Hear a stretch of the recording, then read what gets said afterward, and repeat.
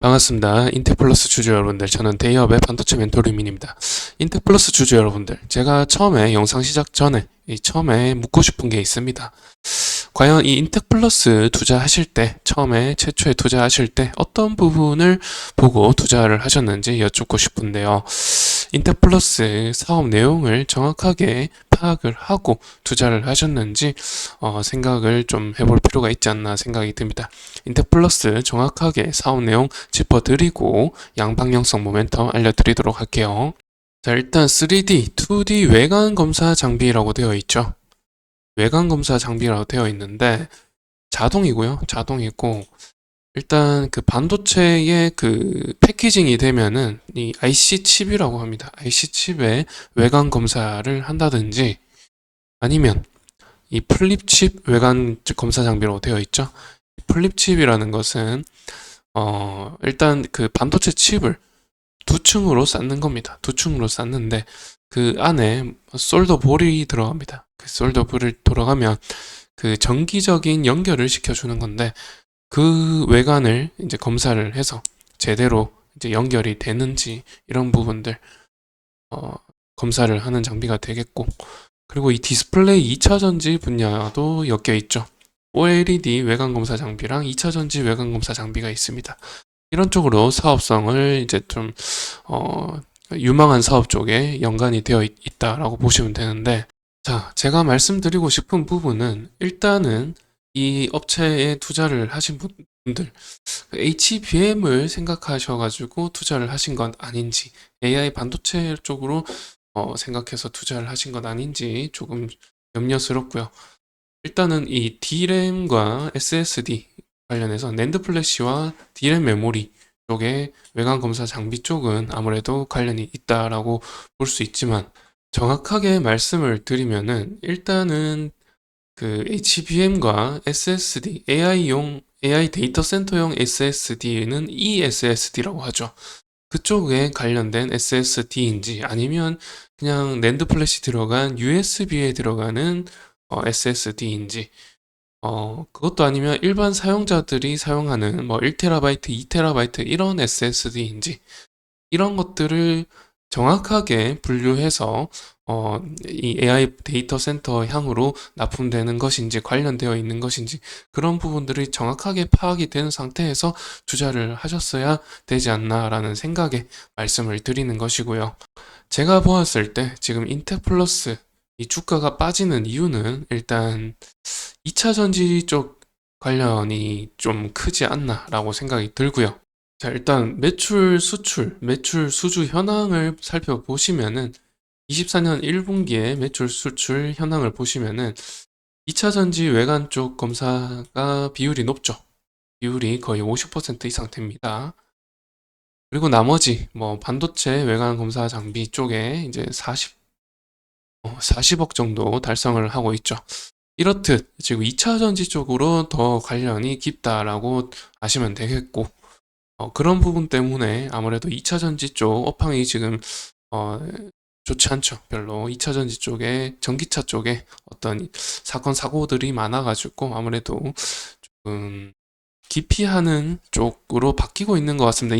인식이 전기차 쪽은 좀 기피하고 하이브리드 쪽이나 수소차 쪽으로 조금 어, 시각이 전환되고 있는 느낌이 드는데, 여하튼 그런 상황이기 때문에 2차 전지 쪽 좀 빠지고 있다라고 생각이 들고, 아무렴 그 전해 액이라든지 이런 액체 상태, 액상 배터리를 사용하다 보니 불이 났을 경우 뭐 대처가 잘 안 되는 이런 상황도 벌어지고 있어서 전기차 쪽 앞이 조금 밝은지 캄캄한지 잘 모르겠습니다. 제 담당이 아니라서 정확하게 알지는 못하지만은 일단 전망이 좋은 것인가 나쁜 것인가 확실히 모르겠습니다.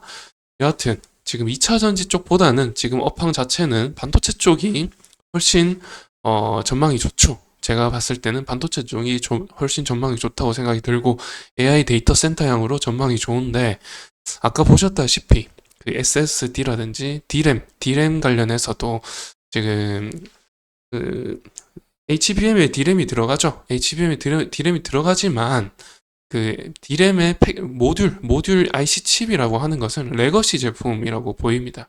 플립칩이라고 한다면은 디램이 뭐 많아봐야 4층 적층, 2층 적층이 일반적이죠. 2층 적층이 일반적이고 그런 플립칩 패키징이 된 모듈 i10 칩에 대한 검사 장비로 알려져 있기 때문에 그렇다는 것은 레거시 제품의 DDR3라든지 4라든지 개인향으로 생산되는 D램 아니면 뭐 PC용, 모바일용 이런 쪽으로 이제 생산이 되는 D램이 이제 검사 장비로 사용이 되는 것 같고요.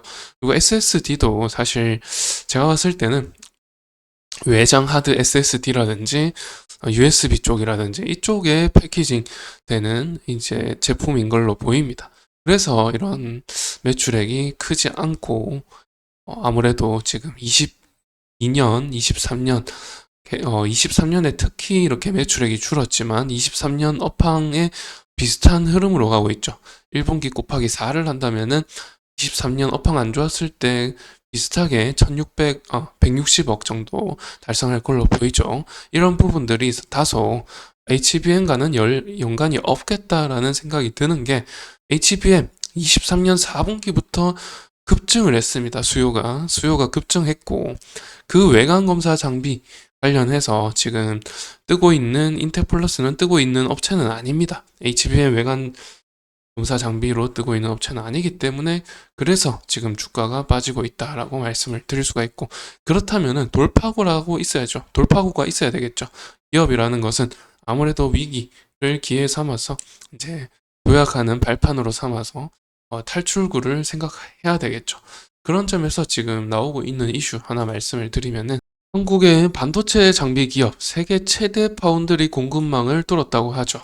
인텍플러스가 지금 세계 최대 파운드리 회사인 2.5D 기판 범프 검사 장비 퀄 테스트를 완료했고 검사 장비 1위 KLA를 제치고 통쾌한 쾌거를 이뤘다고 합니다. 인텔의 단독 공급 등 차별화된 매출 구조 눈에 띈다라고 하죠. 이 인텍 플러스가 지금 세계 최고 파운드리인 인텔의 검사 장비를 공급할 수 있다. 그래서 삼성전자 하이닉스의 의존도가 높았지만 아까 보셨다시피 지금 매출액이 삼성전자 하이닉스 향이라고 하더라도 매출액이 40억밖에 나오지 않죠. 그래서 이 매출 고객사 다변화가 필요한 시점에서 호재성 이슈다라고 보시면 되겠고 그 세계 최대 파운드리 A사의 검사 장비 컬 테스트가 작업이 통과되었다고 하고요. 조만간 발주 주문이 연내에 나올 것이다라고 합니다. 아무래도 이 D램과 낸드의 레거시 제품들에 대해서 검사 발주가 별로 이루어지지 않고 있다 보니 1분기 실적이 40억밖에 나오지 않고 있고요. 그런 점에서 지금 다른 뭐 가동률이 얼마나 되는지 모르겠지만 일단 22년도 기준으로 봤을 때 매출액이 거의 절반으로 줄었는 것을 봤을 때 가동률이 충분히 이루어지고 높이 상향되어 있지 않은 상태다라고 예측해 볼 수가 있고 그런 점에서 고객사 다변화가 필요한 시점이죠. 1분기 실적이 굉장히 좋지 않기 때문에 외국계 고객사 지금 반드시 빨리 뚫어야 되는 시점이기는 합니다. 그래서 이제 40억 정도 나왔는데 앞으로 22년 수준으로 올리려면 컨덤 점프 필요합니다. 실적이 2배 이상 나와야 된다. 그런 시점이기 때문에 매우 중요한 시점이고 이 3분기, 4분기부터 이제 인식이 된다라고 하면은 그때부터 이제 상승 모멘텀이 되지 않을까 생각이 되고요. 그리고 앞서 이제 말씀을 드렸듯이 지금 뭐 어떤 장비 발주 그 공급 계약 체결이라든지 이런 후속 보도가 있다라면 미리 이제 주가가 선반영될 가능성이 있죠. 자, 그리고 여기 기사 중심 부분에 지금 CPU나 GPU, HBM 이 등을 2.5 패키징으로 해서 뭐 사용을 하죠. AI 반도체랑 뭐 AI 반도체 뭐 처리 장치랑 이 HBM이랑 하나로 패키징하는 2.5D 패키징 이것을 지금 할 수 있는 업체가 TSMC 말고는 없는 걸로 알고 있죠. 지금으로서는 TSMC 말고는 없는데 이 TSMC에 발주를 한다라고 이슈가 난다라면 분명히 이제 상승 모멘텀이 될 텐데 모르겠습니다. 일단은 그 D램과 낸드 쪽에 패키징 외관 검사를 그 HBM이나 뭐 AI 반도체 쪽이나 이쪽으로 지금 검사 장비가 쓰이는지 확실히 모르겠습니다. 왜냐하면 매출액이 40억밖에 나올 리가 없거든요.